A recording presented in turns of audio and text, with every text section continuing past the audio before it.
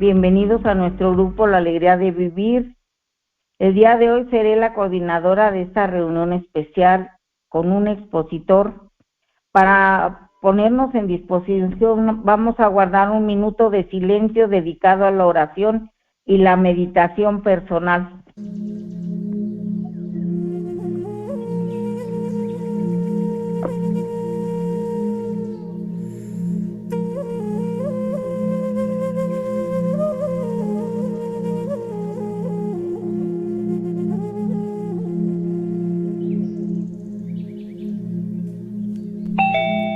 Nuestro enunciado dice que somos un grupo de hombres y mujeres que compartimos el mutuo deseo de recuperarnos de las diferentes dolencias físicas, mentales y emocionales, ya sea que padezcas de la enfermedad del alcoholismo o drogadicción, sufras de trastornos alimenticios o problemas emocionales como neurosis y codependencia, seas familiar de un alcohólico o un adicto.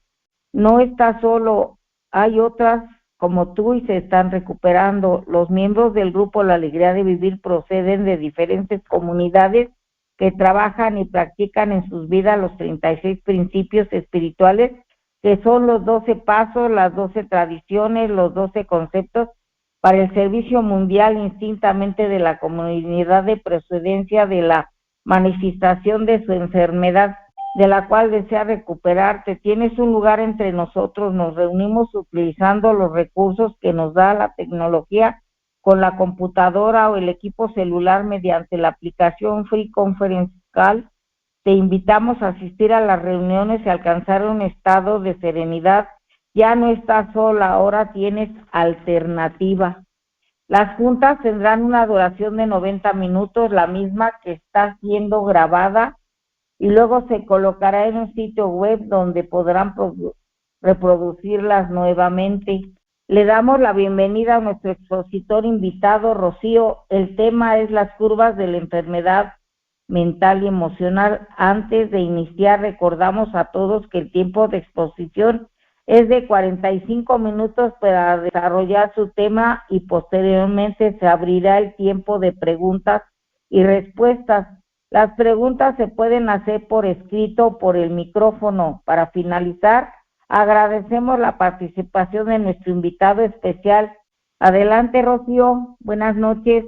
Muchas gracias, Rosalicia. Muy buenas noches tengan todos. Pues como Rosalicia indicó, mi nombre es Rocío y soy un miembro agradecido de este grupo, La Alegría de Vivir. El tema que me han regalado compartir es una observación de la curva de la enfermedad y la salud mental y emocional. Cabe tener en cuenta, en primer lugar, que como lo dice el título, una observación y no representa de modo alguno lo que dice la literatura de Neuróticos Anónimos o ninguna de las comunidades de 12 Pasos como un todo. Está basada en lo que ha sido para mí la observación de la curva y también la apreciación posterior que he ido haciendo en la medida que he ido progresando y también aprendiendo y estudiando. Para tal fin, pues muy simple, voy a utilizar 4 laminitas muy sencillas cuyo único propósito es poder mostrar lo que yo he visto desde que conocí a Neuróticos Anónimos.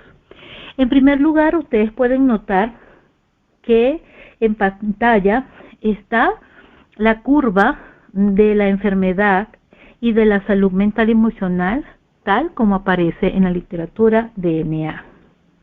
Es una parábola invertida de color azul que va siendo atravesada por una línea roja fluctuante quebrada, y a lo largo de esa trayectoria hay diferentes puntos o síntomas que señalan el proceso de enfermedad y el proceso de la salud. Sin embargo, cuando se observa así, en su totalidad puede resultar abrumadora.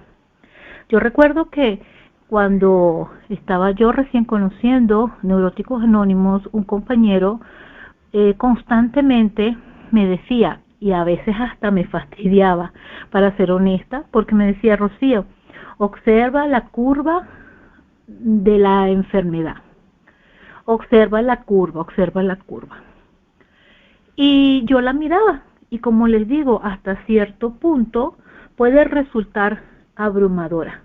En primera instancia, este encuentro con la curva de la enfermedad y la salud mental y emocional se centró en observar lo que dice en su base. ¿Por qué? Porque una vez que se llega al fondo, dice fondo emocional, dice todos los recursos se han terminado. Y la literatura, desde su base en Alcohólicos Anónimos, a través de las demás comunidades, pues se tiene un punto de inflexión muy importante, la necesidad de tocar el fondo.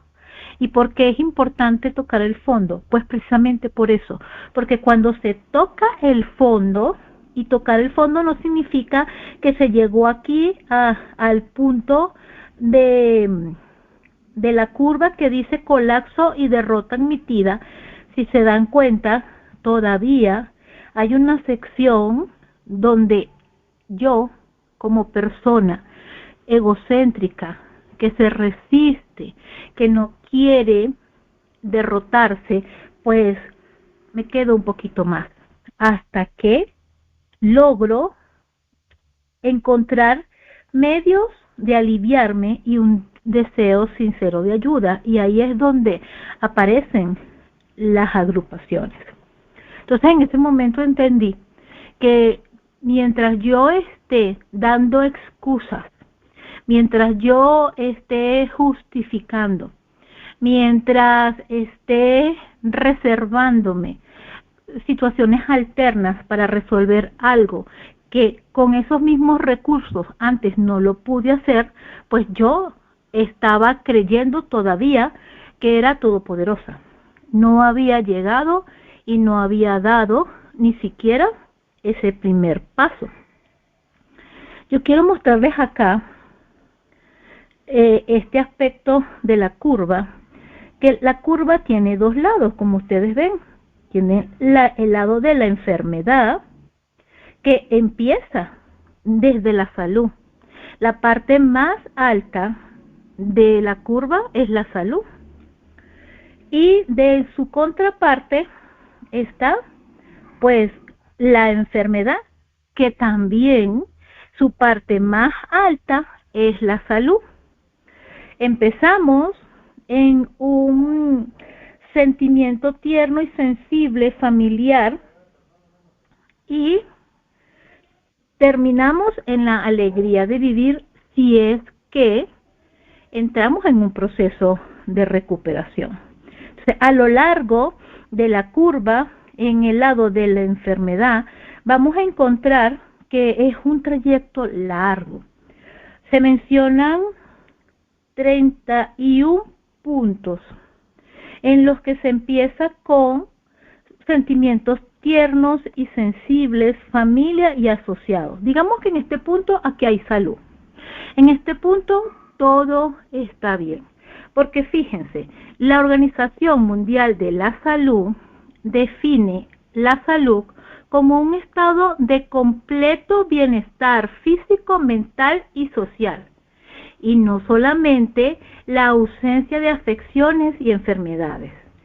Completo bienestar. ¿Qué significa eso? Que una persona puede tener una dolencia, puede tener una patología, es decir, una persona puede haber tenido un accidente y haber perdido las piernas, por ejemplo, y sin embargo tener una vida dichosa con los demás a pesar de la tragedia que ha vivido. Una persona, y pasa mucho con los pacientes que están en remisión de alguna enfermedad grave, como por ejemplo los que han atravesado por la experiencia de cáncer. Luego de el proceso de remisión o recuperación, experimentan un cambio psíquico extraordinario y sienten una profunda alegría de vivir. Entonces, si nosotros, o si yo vengo y digo, bueno, esta persona está enferma porque quizás tuvo una mastectomía, o le hicieron una esterectomía, o cualquier tipo de corrección o amputación, pues esta persona no está bien, pero es que no se trata únicamente de ausencia de patología. Entonces, cuando se está en el área de la salud, pues si hay sentimientos, estos sentimientos son tiernos, hay sensibilidad también, tenemos contacto nutritivo con la familia y con las personas con las que estamos asociados, muy aparte de las situaciones que se están desarrollando. ¿Por qué? Porque se está viviendo un estado de aceptación plena, de asentimiento. Luego van ocurriendo situaciones que nos pueden ir llevando a la enfermedad. Y nótese aquí el pueden, no necesariamente son la causa específica. Discusiones con familias y asociados, dificultades pequeñas, problemas exagerados, infelicidad, desdicha, irritabilidad, soñar despierto, quejas psicosomáticas, y así seguimos hasta que llegamos a todos los recursos se han terminado y el fondo emocional. ¿Por qué? Porque en ese camino, que ya esta lista la vamos a retomar nuevo, vamos experimentando, vamos ensayando con formas de sobrevivir o formas de evitar lo que estamos sintiendo. Entonces acá yo les quiero mostrar otra imagen. Fíjense, aquí en pantalla ustedes pueden ver lo que es realmente la curva. Esa es la curva de la enfermedad y la salud. Si se dan cuenta, es una parábola invertida, que no es simétrica. El lado que muestra la enfermedad es un poquito más larga. ¿Por qué? Porque tiene una pendiente menor. Y el lado que ilustra la salud se podría decir que es más corta porque es más empinada. Entonces, ¿qué sucede aquí? La curva en sí es esta línea azul. Y lo que esta línea roja que aquí aparece es todos esos aspectos o respuestas emocionales de nuestro sistema nervioso respondiendo a aquello que les estaba mencionando hace rato. Y aquí yo quiero explicarles algo muy importante y que pocas veces se menciona en una reunión, por los compañeros, por el apadrinamiento, y tiene mucho sentido porque el programa, los compañeros, al acompañarnos, prestan un servicio en el cual nos regalan su experiencia, fortaleza y esperanza.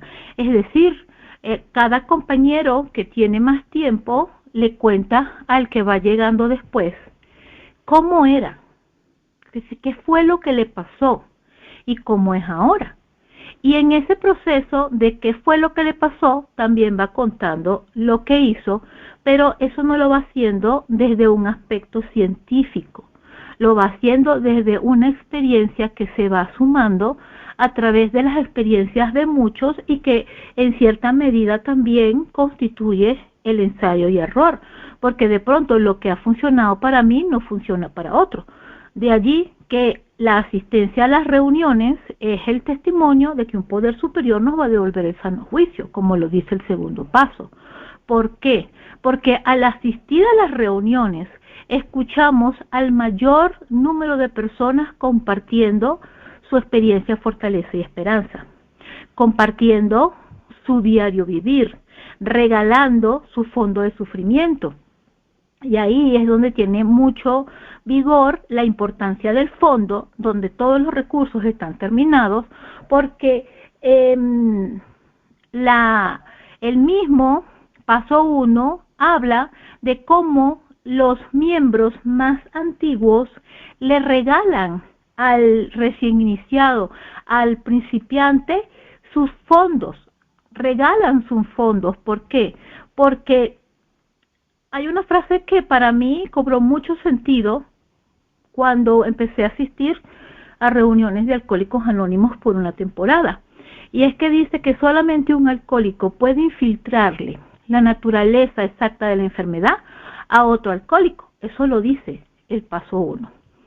Y lo mismo aplica para neuróticos, para codependientes, comedores compulsivos, familiares de alcohólicos. De hecho, en Al-Anon se habla de los pares emocionales.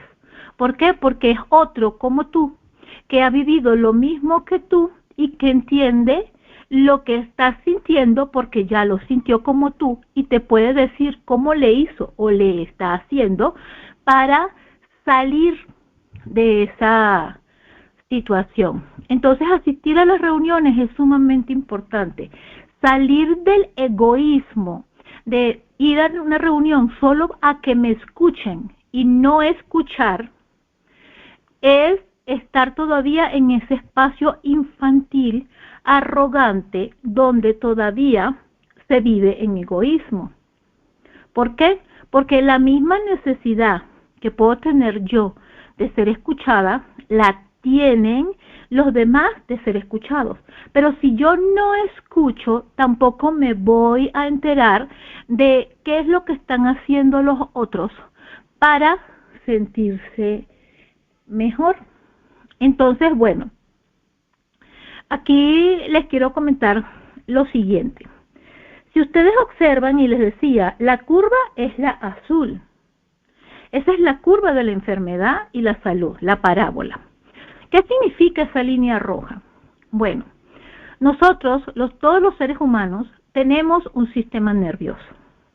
Y ese sistema nervioso tiene una función básica, principal: mantenernos vivos. Para mantenernos vivos, nosotros tenemos múltiples mecanismos, que son mecanismos adaptativos o mecanismos de defensa. Muchas veces esos mecanismos adaptativos o de defensa se descoyuntan, se desbordan y finalmente nos tiranizan, como vamos a descubrir o descubrimos cuando vamos trabajando el programa y llegamos a un cuarto paso. Y dicen, por ejemplo, en Al-Anon, que necesitamos tener paciencia con nosotros mismos y con nuestra historia, porque lo que hicimos en un momento era todo lo que teníamos y lo que sabíamos hacer. ¿Qué pasa? Cualquier individuo en situaciones normales experimenta emociones. Las emociones, como los instintos naturales, son también naturales, son básicas. Los instintos se relacionan con las emociones y dan respuestas para comunicarnos con el mundo y con quienes nos circundan. Cuando nosotros vivimos una experiencia del tipo que decía la lámina, donde aparece la lista, dice que nosotros experimentamos sentimientos tiernos, sensibles, asociados. Esos sentimientos tiernos y sensibles están asociados a discusiones con la familia. Puede ser que tuve una discusión con un amigo, con un familiar, con un hijo, con la pareja, y esa sensibilidad emocional lleva al individuo a sentirse ofendido. Le duele, tiene esa sensibilidad. ¿Por qué? Porque hay un vínculo, hay un afecto, un sentimiento que le une. Una emoción es autónoma, es natural y es de corta duración. Los sentimientos son las mismas emociones, pero cuando ya nosotros le metemos mente.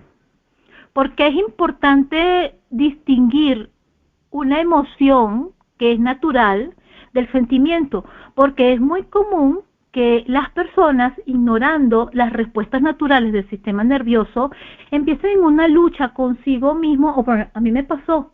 O sea, era como que si estaba en un cuadro de depresión y entro en el proceso de recuperación, ya yo no me puedo sentir más triste, porque si yo me estoy sintiendo triste, yo no debería ser así, pero es que la gente se muere. Las personas se mudan, los divorcios ocurren, las pérdidas económicas aparecen y está bien tener estados emocionales asociados con la pérdida. Eso es natural. Entonces es importante entender esto. ¿Por qué? Porque una emoción muy mal entendida como la ira, por ejemplo, es natural y tiene una función biológica adaptativa. ¿Qué pasa? Que si yo me enojo con fulanito de tal, porque fulanito de tal me ignoró o me dio una mala respuesta o me quitó dinero prestado y no me quiere pagar, o si fulanito de tal es mi pareja y me fue infiel, si yo me enojo con esa persona en el momento del evento, en el momento de la información, dentro de ese shock viene la respuesta adaptativa, la defensa. Pero ¿qué sucede? Eso dura 30 segundos y pasa. Ahí es donde surge el sentimiento y además luego viene el resentimiento, porque empieza la pensadera. Pienso, y cada vez que lo recuerdo aparece de nuevo la emoción. No es que la emoción se quedó fija desde el primer momento. Si una persona tiene la emoción de la ira y pasa con esa emoción 5 minutos, escuchen bien, 5 minutos, no 1 hora, no 5 horas, no 5 meses, 5 minutos le da un infarto. ¿Por qué?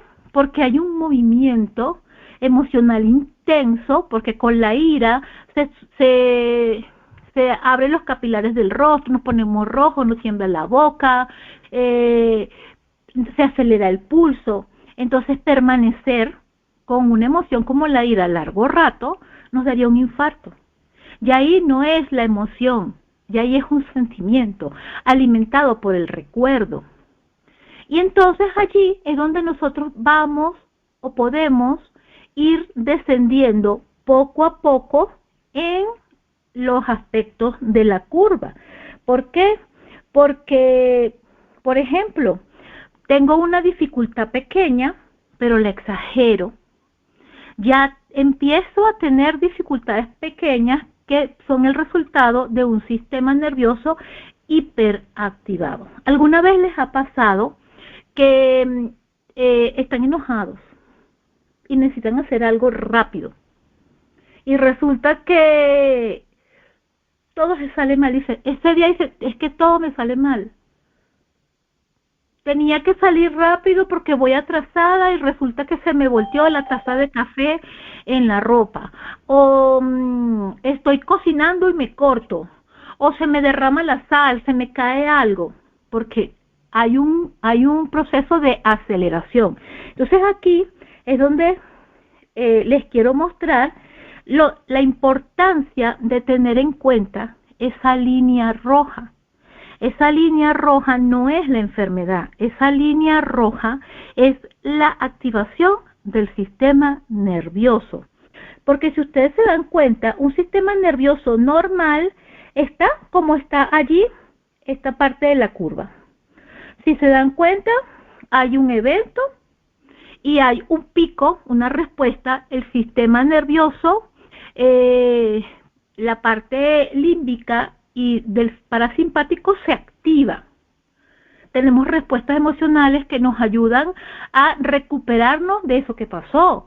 El susto, el estrés, el enojo, indistintamente del evento que va pasando. Por supuesto, esto tiene un mayor impacto cuando ocurre en un periodo de nuestra vida que va desde los 0 años hasta máximo los 12. ¿Por qué? Porque allí es donde se van sentando las bases de nuestra personalidad. Allí vamos nosotros adquiriendo carácter que se va a unir con nuestro temperamento y va a dar como resultado todo ese sistema de creencias y nuestra forma de relacionarnos con el mundo. Si yo tengo una infancia donde vivo en un modo constante de supervivencia, llena de miedo, inseguridad, sobresalto, asumiendo responsabilidades que no me corresponden, pues con el tiempo, cuando llegue a la vida adulta, todo mi carácter, eso va a configurar mi carácter, y entonces ahí es donde van a sufrir los defectos de carácter. El carácter son todas esas creencias que vamos incorporando a lo largo de la vida. Entonces, ¿qué sucede? Pasa un evento. El sistema nervioso se dispara. Es la línea roja que está aquí. Estaba en este punto, subió. Se activó. Pero luego viene el parasimpático, se activa, el cuerpo se relaja y desciende. Pasa otra cosa. Estoy lavando la ropa, cosas muy simples. Lavé la ropa y la tendí al sol y resulta que llovió. ¡Puing! Se dispara otra vez el sistema nervioso, sube la curva, sube la línea roja y se activa. Pero me vuelvo a regular y bajo. Y así van pasando diferentes eventos en el día a día. O sea, tengo una discusión con un familiar de cualquier tipo, cotidianas. ¿Quién dejó la jarra del agua en la nevera y la dejó vacía? Esto es un enojo. Entonces hay un reclamo. Sube, se activa el sistema nervioso, pero también desciende y se regula. ¿Dónde surge el problema? El problema surge aquí,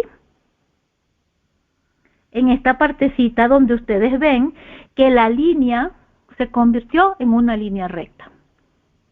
¿Por qué? Porque significa que donde estaba el pico pasó algo, el sistema nervioso se activó, luego bajó, se reguló, pero acá, si se dan cuenta, si lo miramos en doble sentido, puedo permanecer en un estado de bienestar por un buen rato, sin tener ningún tipo de activación, o también me puedo quedar, si estoy en la parte de abajo y mi sistema nervioso se eleva, si yo me quedo en ese estado de hiperactivación, entonces ahí es donde viene la negación, la disonancia cognitiva, la disociación.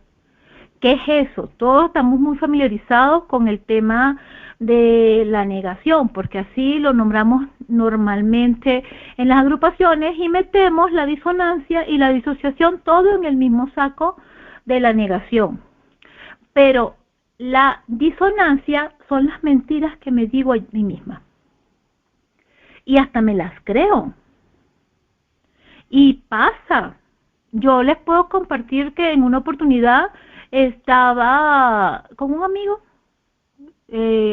habíamos ido juntos al cine, y cuando yo llego a esa plaza comercial, le dicen aquí en México centro comercial o mall en otros países, pues cuando yo llego, yo me quedo mirando, inmediatamente yo tuve, como llaman, un flashback, o sea, es decir, una regresión. Empecé a recordar situaciones con la persona por la cual yo toqué fondo y empecé a asistir a las reuniones. Y mi amigo me mira y me dice, ¿qué te pasa? Y entonces yo vengo y le digo, no, es que me estaba acordando que la primera vez que yo vine, que yo estuve en un centro comercial, fue con fulanito de tal. ¿Por qué? Porque yo no salía, porque mi vida era familia, escuela, familia, universidad, familia, iglesia, familia. O sea, yo no sé en mi vida lo que es pisar un antro, le dicen aquí en México, una discoteca o algo así, no. Entonces, él me mira y me dice, ay, lamento decepcionarte, porque te estás mintiendo a ti misma, porque la primera vez que nosotros como grupo inclusive fuimos al centro comercial fue cuando yo me iba de noviciado a España. Yo no podía creerlo. Era verdad, pero era como que mi memoria de manera selectiva había bloqueado ese recuerdo para poner en primer lugar y colocar el reflector en ese recuerdo que me iba a producir añoranza. Bien dice Bill W. que el engaño a los demás está enraizado en el engaño a nosotros mismos. Entonces, la disonancia es las mentiras que nos contamos a nosotros mismos, lo que nos decimos para quedarnos en esa situación, en ese estado de dependencia, ya sea una sustancia, el alcohol, la comida, una persona, al trabajo. Luego está la disociación. La disociación se puede dar en dos niveles, hacia el hiper o hacia el hipo. Y eso lo vemos mucho en las agrupaciones. ¿Por qué? Porque a nivel de hiperdisociación, el individuo pues no puede procesar el evento complicado, el shock traumático en el que está, sobre todo cuando esta curva ha ido así, sube y baja hasta el fondo. Siempre hay un evento que se va repitiendo, y si el evento se va repitiendo, eso se convierte en un estrés postraumático complejo. Se le llama trauma menor, pero de menor no tiene nada. Es menor porque no se distingue, pero se vive constantemente y eso activa el sistema nervioso todo el tiempo y es lo que hace que esta rayita roja quebrada esté subiendo y bajando, subiendo y bajando. Entonces no se puede procesar y entonces el individuo habla y habla y habla y sigue hablando de lo mismo. No le bastan 45 minutos de tribuna, no le basta. ¿Por qué? ¿Y por qué lo necesita incluso para dormir? Lo necesita incluso para dormir porque en ese momento es como que al tomarlo y relatarlo, tiene la sensación de que está encontrando una situación, entonces encuentra descanso, se unió a otro, fue escuchado, pero ahí no está la solución. Entonces, en la medida que vamos bajando, nos podemos dar cuenta, como dice aquí, que las dificultades van creciendo. Entonces aquí la persona empieza de pequeñas dificultades, empieza a tener problemas exagerados. Tiene infelicidad, siente desdicha, está irritable y esa rayita sube y baja, sube y baja. Tiene quejas psicosomáticas y esto es algo normal. A mí hace un poquito más de 10 días me mordió un gato. Pero no fue una mordedura típica de que, ¡ay, te agarró el charañón! No, el gato me mordió y me agarró una vena y me encajó uno de sus colmillos profundamente sobre el músculo del peroné. Y entonces fue dramático para no ser descriptivo por aquellos que dicen o tienen reservas acerca de lo que llaman los detalles sangrientos. Yo fui al médico, me pusieron tratamiento y si todavía me estoy recuperando de la herida. La herida, después de 10 días, no ha terminado de sanar completamente. Y los primeros 4 días yo andaba con un dolor de cabeza fuerte. Blanqui, se abrió tu micrófono. Ay, perdón. Entonces, ese dolor de cabeza, ¿a qué obedecía? Obedecía a que yo estaba súper nerviosa. Primero, yo no quería ver el gato. El gato, que es un gato callejero, que me atacó, yo no me lo quería tropezar y tenía miedo de que me atacara, porque es que el gato cuando entra a la casa, pues es que él es el dueño, ¿no? Parece un león a punto de atacar.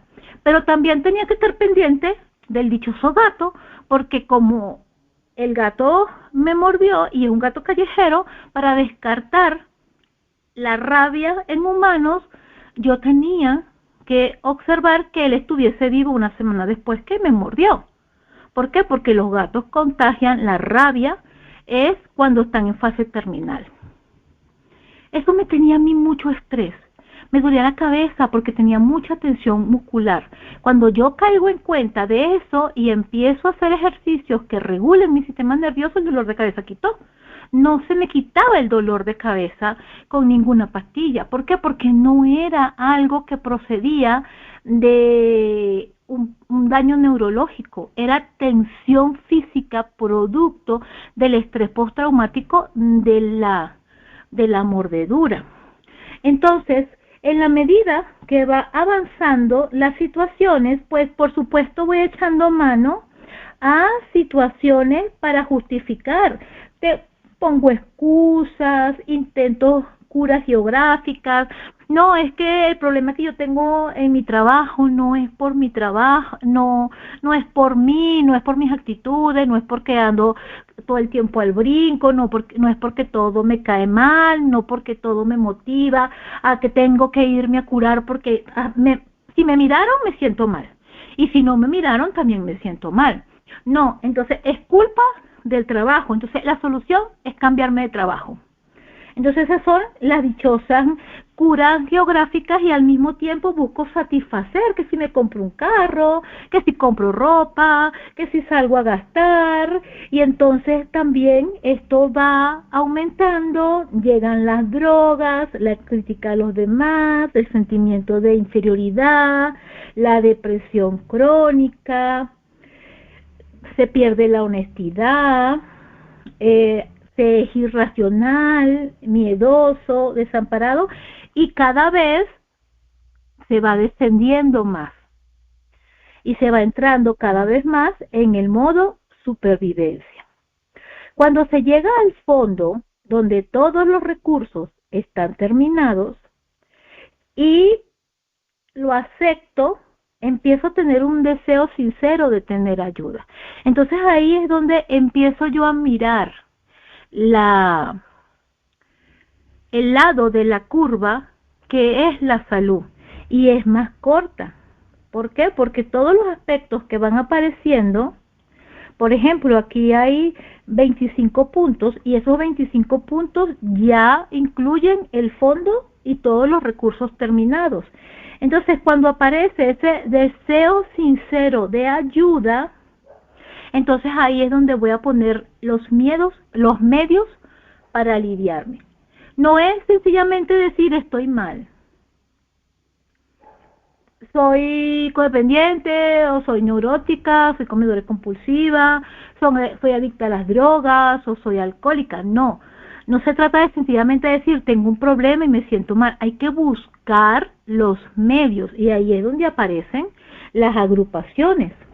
Entonces, hay un deseo sincero de ayuda y encuentro los medios y acepto la ayuda. Aquí hay algo importantísimo que Neuróticos Anónimos dice en las leyes de la enfermedad mental y emocional desde el capítulo 1. La recuperación empieza inmediatamente si se acepta la ayuda. El alivio es inmediato. No significa que todos los problemas van a desaparecer, no significa que es una recuperación de la noche a la mañana, pero la clave es aceptar la ayuda, porque cuando aceptas la ayuda, empiezas un proceso de recuperación y empieza un proceso de conciencia. Un proceso de conciencia que luego te llevará a la aceptación y finalmente terminará en la acción. Nace la esperanza, comprendes que la enfermedad emocional se cura, es decir, el sistema nervioso se regula, comprendes, conoces enfermos, personas que ya se sienten mejor, que están felices, nace la baja tensión, nace el optimismo, se beneficia de las personas que se han recuperado, y aquí es donde es muy interesante mirar la curva, porque si se dan cuenta, cuando se busca ayuda, se ponen los medios para buscar ayuda y se acepta la ayuda, hay un tremendo salto. Que aquí yo tuve que completar la curva porque aquí aparece un texto. Hay un salto enorme donde las personas empiezan a sentirse bien. Empiezan a prestar servicio, a socializar con otras personas, a ser escuchados, a establecer un puente de comprensión, encontrar la espiritualidad y empiezan a descubrir otro camino, otra forma para afrontar todas las situaciones que les decía que están en la línea roja. En todos esos sobresaltos, porque la familia sigue siendo la misma. El jefe sigue siendo la misma. El gobierno del país sigue siendo la misma. Las calles siguen teniendo los mismos huecos. Y cada año, pues aquí en México, cada año esperamos los temblores y viene la época de los tifones y las lluvias. Es igual siempre. ¿Quién cambia? Cambia el individuo. Cambia la forma de afrontar la circunstancia. Ya no cae más profundamente cada vez que tiene una situación. Tiene medios para regularse, porque eso forma parte de la naturaleza humana. Esa es la función del sistema nervioso, mantenernos vivos, y para eso tenemos respuestas emocionales que muchas veces son extremas. El problema es cuando hemos vivido experiencias profundamente traumáticas y no tenemos los recursos o los medios o no tenemos un grupo al alcance para encontrar y buscar la ayuda. Espero no estarlos mareando con tanto movimiento de la gráfica, porque cada rato la estoy cambiando, pero quiero que lo vean aquí tal cual como, no sé si se ve porque se cerró. Ajá. Aquí sí se dan cuenta, mira, dice grandísimo, nace el optimismo, baja la tensión, nace la esperanza, y hay un salto, mira, hacia arriba, donde está el alivio, cuando se acepta ayuda, la gratitud sustituye el miedo y la ansiedad. Entonces, me siento agradecida, voy al grupo, atiendo a los nuevos, tengo una necesidad enorme del paso doble. Ustedes han escuchado hablar del paso doble. El paso doble es ese paso que dan los recién iniciados que llegan al grupo y cuando están viviendo esa experiencia espiritual o nube rosa del inicio de la recuperación, quieren salir corriendo y decirle a todo el mundo: vengan a Neuróticos Anónimos, vengan a Alcohólicos Anónimos, vengan a CODA, vengan a la NOM, si funciona, ¿no? Están apenas en el paso 1. Entonces pasan del 1 al 12. Quieren llevar el mensaje. Pero la recuperación es un proceso y para eso necesitamos todos los 12 pasos. Entonces aquí vemos que de pronto ya hay gratitud y el miedo y esta gratitud sustituye el miedo a la ansiedad y de repente hay una caída. Vamos al fondo, pero no nos quedamos ahí. Volvemos a dar otro salto. ¿Por qué? Porque conocemos a otros. Comprendemos que la enfermedad emocional sí se recupera, sí se puede llegar a ser feliz, sí se puede dejar el egocentrismo. Y entonces se vuelve a subir y aparece la fe en un poder superior, aparece el pensamiento correcto, la vida se torna buena, pero sin embargo, fíjense, la línea roja no se unifica con la azul. La línea roja sigue fluctuante, porque esas son las respuestas naturales que nuestro sistema nervioso nos da ante cualquier situación o dificultad de la vida. Tengo un problema, busco a mi grupo, que me siento mal y no quiero volver a ser esa persona que todo el tiempo anda contándole a todo el mundo sus malestares, o ya no quiero volverme a tomar una copa, ya no quiero darme un atracón de comida, ya no quiero depender de las relaciones o los enredos emocionales para sentirme bien y sentirme querida, intercambiando sexo como sustituto del amor. Por ejemplo, ya voy a mi grupo y le digo a mis compañeros, ¿saben qué? Me está pasando esto, tengo miedo.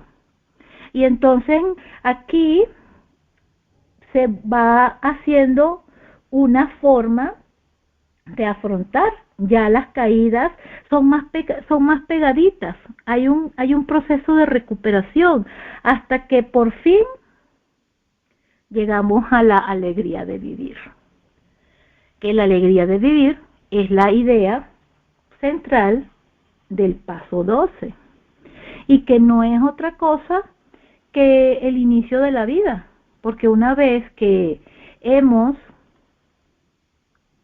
despertado, pues me gustó mucho lo que escuché durante el aniversario a un compañero que compartió: la enfermedad está dentro de nosotros. Y por ahí en el lenguaje del corazón, Bill W. en el despertar espiritual también lo menciona. El compañero ponía un ejemplo muy práctico. Si yo tengo planificado mi día de mañana lunes, hoy es domingo 26, pero yo mañana lunes 27 tengo una agenda, tengo un orden de saber a qué hora me voy a levantar, qué voy a hacer, si me voy a asear, si me voy a desayunar, si voy a salir al trabajo o no, lo que voy a hacer en el trabajo, todas mis actividades, comida, todas las interacciones hasta la noche que me toque descansar.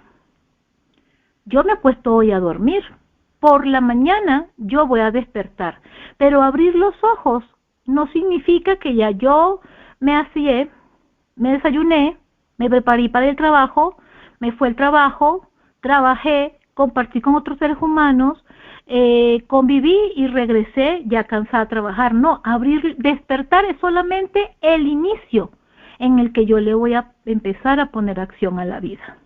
Y por eso es muy importante llegar a ese aspecto. Quiero saber cómo está mi progreso en la recuperación. Puedo medirlo por los momentos en los que yo siento alegría de vivir.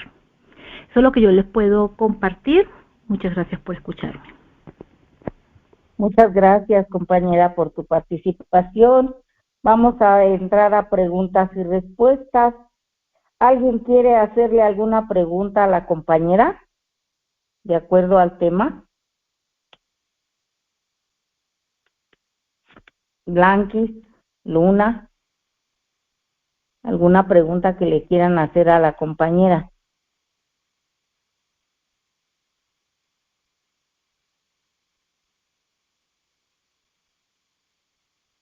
¿Nadie quiere preguntarle algo a la compañera acerca de su participación en la explicación de las curvas de la enfermedad y de la recuperación? Yo, compañera Rosita, buenas noches. Adelante, Gloria. Cierro el micrófono. Sí, soy Blanquis. Perdón, pues, Blanquis.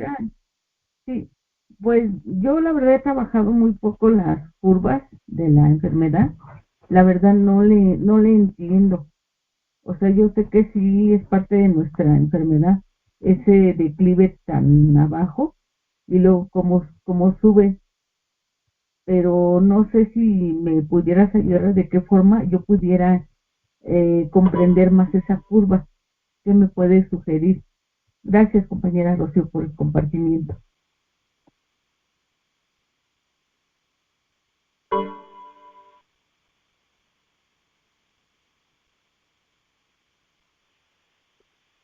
Hola. Gracias, Blanqui, por tu pregunta. Fíjate, la curva no es más que la ilustración del proceso. El proceso que cada uno de nosotros puede ver reflejado en lo que allí se expresa, en esas dificultades en las que poco a poco, en lugar de mejorar, parece que se va profundizando hasta que se toca el fondo. Aquí, en primer lugar, es descubrir el fondo. ¿Qué pasa dentro de nuestras circunstancias de vida en el cual nosotros o yo puedo querer seguir haciendo las mismas cosas para tener resultados diferentes? Por ejemplo, yo llego a una agrupación por primera vez porque empecé a darme cuenta que estaba teniendo un vínculo afectivo codependiente y eso no me gustó. Es decir, no es que esa persona me hizo codependiente, con esa persona se evidenció mi codependencia, porque mi codependencia es del tipo hijos adultos, niños adultos, como se trabaja en ACA. Mi codependencia es más con la familia, ahí es donde viene mi disfunción, pero esa persona a nivel de relación fuera de mi familia había demasiado control y yo con ese control empecé a experimentar situaciones que antes no había vivido, como ansiedad, esa necesidad continua de contacto, esa necesidad también de complacer a la otra persona o esperar que esa otra persona me complaciera. Eso generaba desajuste emocional. ¿Por qué? Porque una de las primeras características de que una situación en la vida de cualquier persona se ha convertido en un problema es cuando se deja de atender las responsabilidades. Cuando una persona, por ejemplo, deja de estar con su familia porque prefiere alcoholizarse, o gasta el dinero que tendría que gastar en su familia o en su propia salud. O, por ejemplo, cuando una persona descuida su alimentación por comer compulsivamente, o las relaciones o la necesidad sexual o romántica le puede llevar al punto de arriesgar su vida. En el caso, por ejemplo, de los familiares, de los adictos o los alcohólicos, vivir en un estado tal de resentimiento, remordimiento por lo que el familiar mismo hace, en sus momentos de víctima, porque por algo dice la literatura que no hay nada más peligroso que una víctima. ¿Por qué? Porque la víctima hace daño sintiendo que está justificado, que está dañando. ¿Por qué? Porque dice que se está defendiendo. Entonces, en ese momento, pues llegamos a un punto en que es necesario cobrar conciencia. Entonces, por lo menos en mi caso particular, cuando yo siento eso, cuando yo siento que eso me causaba, era un problema para mí, porque de pronto yo tenía cosas que hacer que no hacía. ¿Por qué? Por estar pendiente de la otra persona. Entonces, cuando esta situación, la que sea, interfiere con el sano desempeño, el cumplimiento de mis responsabilidades o el desarrollo de mi vida, ahí hay un problema. Entonces, cuando yo empiezo a darme cuenta de eso, yo llego a un grupo y empiezo a identificar. En Codependientes Anónimos, a mí me parece maravilloso el hecho de que a todo nuevo principiante le animen a observar sus patrones de comportamiento. Porque ¿qué es un patrón de comportamiento? Es todo aquello que yo repito una y otra vez. Un patrón es un comportamiento automático e inclusive impulsivo. Ni se piensa para hacerlo. Como cuando una persona, ¡ay! Y inmediatamente el impulso es salud. No lo piensas, lo haces. Entonces, primero observo mi patrón, porque mi patrón es lo que va a hacer que mi sistema nervioso se active. Mi patrón, mis conductas donde yo sigo involucrándome es donde yo voy a experimentar la ansiedad, la irritabilidad, la tristeza, la falta de control o el deseo de controlar. Y entonces allí es donde viene algo que Alcohólicos Anónimos lo hace y Codependientes Anónimos, aunque a los miembros de Codependientes Anónimos a muchos les gusta hacerse ¿dónde fue? Yo no vi, a mí nadie me dijo. La abstinencia. Nadie puede ser alcohólico anónimo si sigue bebiendo. Puede ser alcohólico, pero no alcohólico anónimo. Nadie se va a recuperar de la codependencia si sigue haciendo las mismas cosas que hace siempre. Se necesita un cambio y para eso hay que observar el patrón. Si yo vivo angustiada con mi neurosis todo el tiempo, a todo lo que da, es importante que yo observe qué es lo que hace que yo fluctúe en esa línea roja. Y cuando yo lo veo, poner los medios. El programa es maravilloso, es sencillo, es didáctico. Haga tribuna. Asista a su reunión. Primero, asista a su reunión. Haga su tribuna. Platique con un compañero. Escoja un padrino. Lea la literatura. Trabájela en el apadrinamiento. Empieza a sentirse mejor, experimente ese estado de gratitud y empieza a trabajar con otros.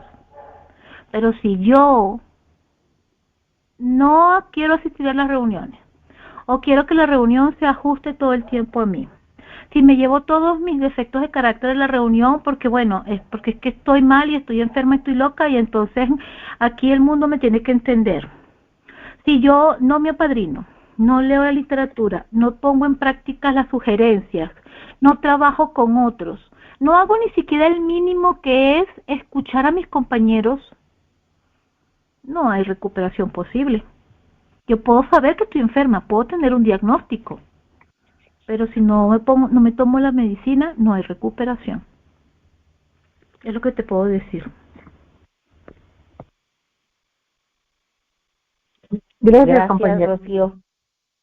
¿Alguna otra compañera que quiera hacer alguna pregunta? Todavía no tenemos tiempo. Yo quiero hacer una pregunta. Adelante.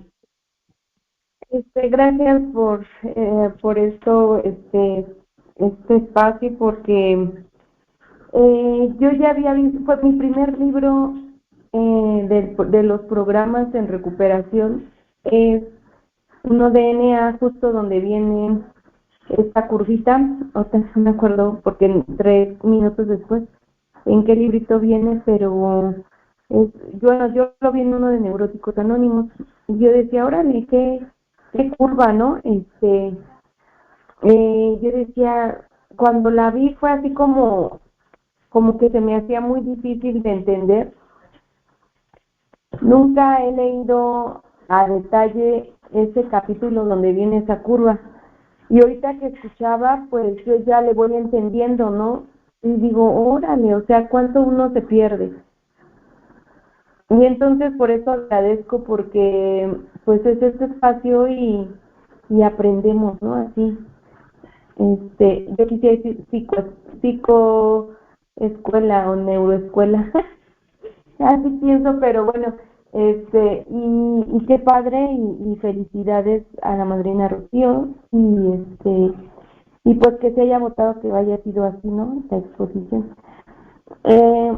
Y mi pregunta es, ¿qué pasa cuando, o sea, ya le medio entendí, como que mi mente dice que tengo que otra vez leerlo para más, entender más, pero mientras, mi duda es, porque ya no le escuché, sí entiendo cómo dice que sobre todo esta línea roja, que en los picos, híjole, no lo hubiera pensado así como tan bellamente se explicó, pero mi pregunta es, ¿qué pasa cuando, por ejemplo, yo me veo en el inicio de la curva, ¿no?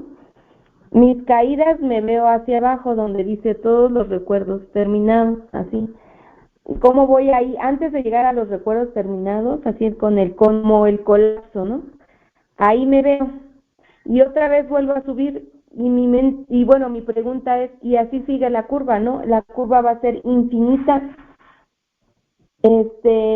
y viene el colapso, todos los recuerdos terminados, y vuelve a subir, y es un subir y bajar, porque así es el ciclo de la vida. Esa es mi pregunta, o sea, si es así, esa es una. Y la siguiente pregunta es, por ejemplo, ¿qué pasa? O sea, yo quisiera pensar, ya que me respondan, que yo digo que sí ha de ser así, pero no lo sé, por eso pregunto, ¿qué pasa cuando las crisis y los episodios son continuos? Quiere decir que como ya traes todo un historial y esa curva de subir y bajar con programa, el efecto del dolor o el efecto neurótico es menor, ¿es así?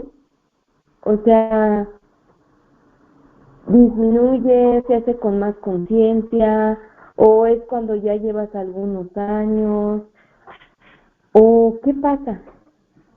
Por ejemplo, yo quise decirle a la madrina Rocío, no, pienso que como ella ya lleva muchos años en el programa, el efecto va siendo menor, o sea, no sé, pienso ahorita, está muy alocado el ejemplo, pero se me ocurre, ¿no? La pérdida de un animalito, de un gatito así, y la pérdida de una uña, ¿no? Y dirían, ¿una uña? Sí, yo veo cómo la gente se pone bien mal porque se machucaron y le tuvieron que quitar la uña. Y hacen como su catarsis por pérdida de uña. Entonces, es así mi pregunta, gracias. Bueno, Luna, voy a tratar de responder a varios de los aspectos que mencionaste en tu intervención. En primer lugar, que si la representación de la línea roja es toda la vida. Pues sí, porque nosotros tenemos emociones. Yo recuerdo en una oportunidad que yo estaba con una amiga, se graduó de una maestría y entonces un grupo de amigos cercanos queríamos acompañarla. Yo nunca iba a ese tipo de actividades, pero como les dije, nunca he estado, mejor dicho, nunca he permanecido, corrigiendo, en un antro, como quien dice, en una discoteca. Sin embargo, a mí mis amigos llegaron y me dijeron, vamos Rocío, nosotros te pagamos la entrada, porque para esos lugares hay que pagar entrada. Y me acuerdo yo que el que hoy es el esposo de mi amiga, en esa época era su novio, me dijo, amiga, en el momento que tú digas, me quiero ir, yo te llevo a tu casa, pero acompáñanos. Y entonces resulta que yo llego y le digo, ok, está bien, fuimos. Cuando llegamos al lugar y yo veo las luces, la música alta, no era un lugar donde se pudiera platicar, eso era un lugar donde la gente hacía tres cosas: bailaba, bebía o cachondeaba. Yo no me hallaba. Yo estuve respirando profundamente para esperarme 1 hora, y cuando terminó, que pasó la hora, porque estaba viendo el reloj, le dije a mi amigo, por favor, llévame a mi casa. Y él, vamos. A ese grado me amaban mis amigos. Y entonces me llevaron. Cuando yo llegué, yo me sentía triste, porque yo decía, porque yo no puedo. ¿Por qué no puedo con esta situación? ¿Será que yo no amo a la gente? Porque en esa época conocía Neuróticos Anónimos. Y entonces yo recuerdo que yo me conecté y una persona me dijo, ay Rocío, todo no es enfermedad. Entonces, claro, cada uno de nosotros tiene sus propios umbrales de tolerancia. Y yo soy social, soy habladora, conversadora. Yo no me llevo igual yendo a una presentación de teatro o a una presentación de ópera o algo así que yéndome a un antro. Entonces, es importante también aprender a conocerse. ¿Por qué? Porque las respuestas emocionales van a existir toda la vida. Y entonces, de lo que se trata es que yo vea, que yo descubra cuáles son los estímulos que hacen que yo tenga ciertas respuestas emocionales y las atienda, dejando de culpar a los demás, sino ocupándome de mí. Ahí está la clave. Dejar de culpar al otro y ocuparme de mí. Y entonces, cuando yo hago eso, empiezo a poner los medios y también a mejorar mi umbral de tolerancia. Pero toda la vida vamos a tener emociones. Lo que sí va a cambiar es cómo nosotros podemos permitir que esas emociones nos dominen o no. Siempre va a haber, imagínense, hay un temblor, suena la alarma sísmica, todo el mundo sale, se asusta, sale de sus edificios, de sus lugares. ¿Por qué? Porque hay antecedentes, hay un estímulo. Pero una cosa es tener el miedo en ese momento y otra muy diferente es paralizarse ante el miedo de una manera patológica al punto que no se pueda ni siquiera garantizar la supervivencia. ¿Por qué? Porque se está demasiado enojado como para hacer algo. Es como una historia que le contábamos a los niños que hablaba de la abejita rabiosa. Decía que una abejita estaba volando y se encontró dentro de un vaso que estaba medio lleno. Y entonces ella, cuando volaba, intentaba salir, chocaba con los lados de los cristales. Fue tanto su enojo que se cayó en el agua y se ahogó, cuando lo único que tenía que hacer era mirar hacia arriba y volar. Entonces, a veces eso nos puede pasar. Y lo otro que preguntabas, ay, creo que se me olvidó con el tema de la explicación, es, creo que te lo respondí, ¿cómo hacer para salir?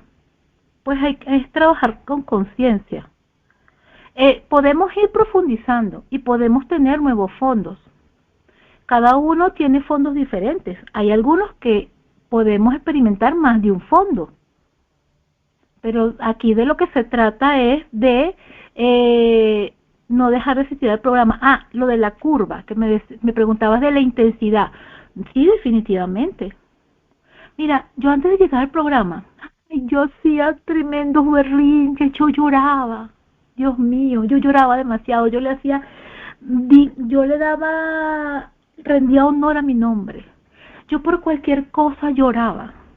Y yo a veces, cuando me veo que pasa cualquier cosa, como por ejemplo, no sé, algo se cayó y se quebró, estoy cocinando algo y se me derramó, y bueno, ya no, se perdió, y yo me quedo tranquila y yo digo, bueno, ¿qué me pasó la semana pasada? Tenía un antojo terrible de comerme un menudo, fui y me lo compré y saliendo se derramó todo y se botó.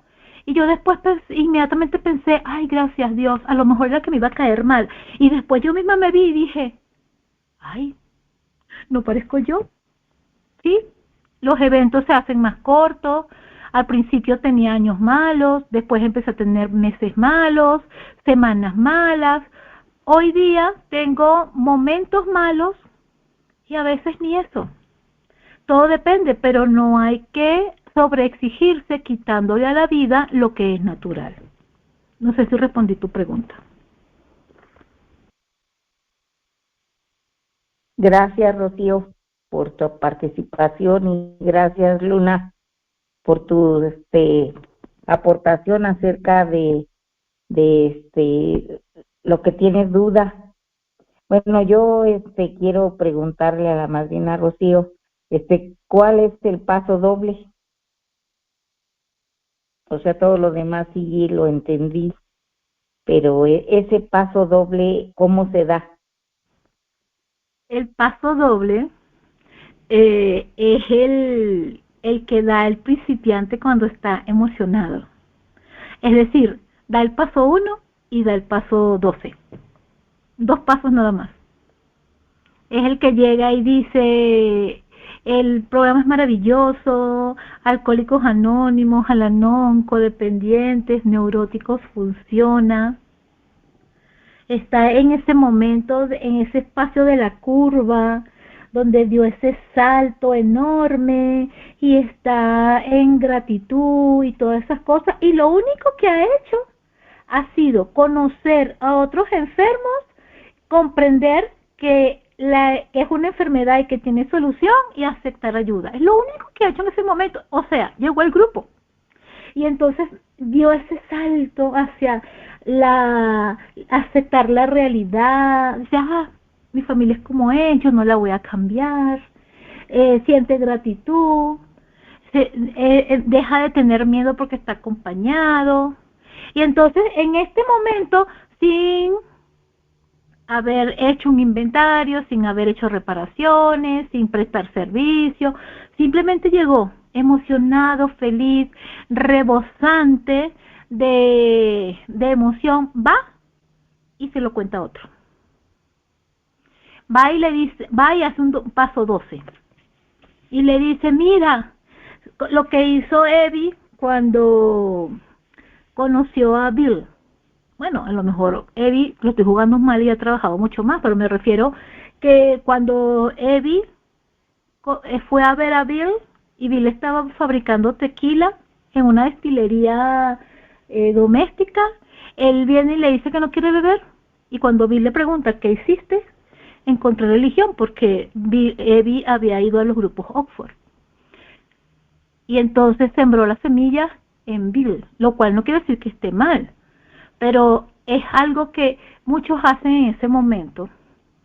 Y resulta que, bueno, por lo menos Evie recayó, Bill no. Entonces, esa es la importancia de trabajar el programa. Y también de aceptar el aspecto de nuestra vulnerabilidad y de nuestra naturaleza humana. Porque, por ejemplo, los grupos Oxford tenían los absolutos, eran rigurosos. Entonces, ¿qué pasa conmigo? Hablo por mí. Cuando me pongo estándares muy altos y fracaso, pues tengo una tentativa a abandonar antes de reanudar el esfuerzo. Y de hecho el programa es algo que todo el tiempo anima. Como lo de Bill, hay una lectura, no me acuerdo el numeral, pero sí recuerdo que mi padrino solía mencionarlo mucho en un tiempo. Lo que le dice Bill a un recaído, y le dice, renueva tu esfuerzo. Está bien que has recaído y está bien que te duela y que te sientas de esta manera, pero renueva tu esfuerzo. ¿Por qué? Porque si yo me quedo en el paso doble, no voy a llegar a la alegría de vivir.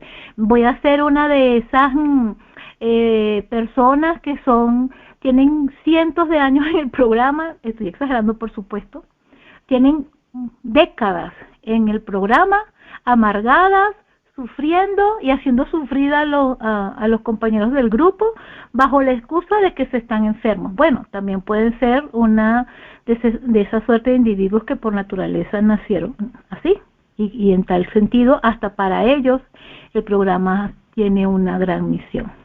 Pero el paso 12 es simplemente practicar el paso 1 y el paso 12. Ese es el paso doble. Gracias. Pues todo lo bueno se termina.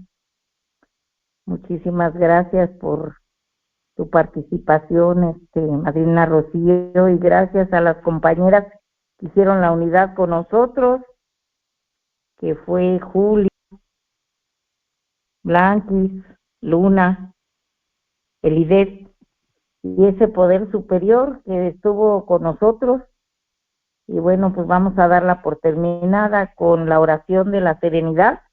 Si gustan acompañarme. Dios, concédeme serenidad para aceptar las cosas que no puedo cambiar, valor para cambiar las que sí puedo, y sabiduría para distinguir la diferencia. Hágase tu voluntad y no la mía. Y la declaración de la responsabilidad que dice así: yo soy responsable donde cualquiera, donde quiera, extienda su mano pidiendo ayuda.